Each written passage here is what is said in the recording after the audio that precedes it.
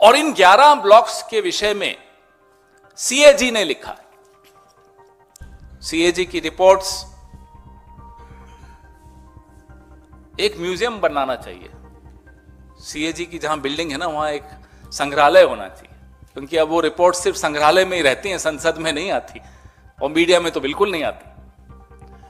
तो जो सीएजी नाम का संग्रहालय है, द म्यूजियम ऑफ सीएजी, वहां से ये रिपोर्ट आई कि 11 ब्लॉक्स में शेल कंपनीज बनाकर घपला हुआ, घोटाला हुआ, गलत हुआ।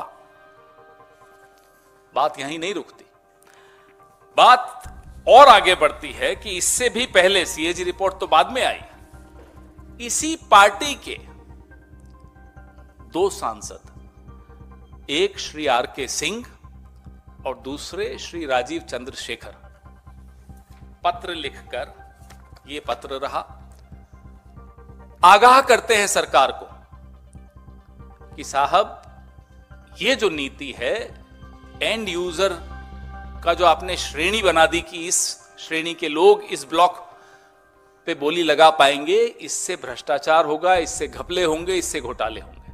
ये वो चिट्ठियां हैं जो विनीत जी आपको देंगे। उस वक्त के मंत्रियों को भी लिखी, प्रधानमंत्री को भी इन्होंने एक मार्क की ये चिट्ठी। इसका क्या नतीजा निकला? इसका नतीजा ये निकला, ये दोनों मंत्री बन गए, प्रमोशन हो गई, प्रमोशन हो गई और चुप हो गए। तो आप देखिए कि भ्रष्टाचार 2 तरह से होता है। एक, जो आवाज उठाता है उसकी आवाज बंद करने के लिए उसको प्रमोट कर दिया जाता है, और दूसरा, तुम मुझे चंदा दो, मैं तुम्हें कोयला दूंगा। 2 तरीके से होता है। तुम चुप रहो, मैं तुम्हें मंत्री बना दूंगा, नंबर 1। नंबर 2, तुम मुझे चंदा दो, मैं तुम्हें कोयले की खदान दूंगा। यह हुआ है पिछले 10 साल में कोयले के नाम पे माननीय नरेंद्र मोदी जी की सरकार के देखरेख में, उन्हीं के द्वारा।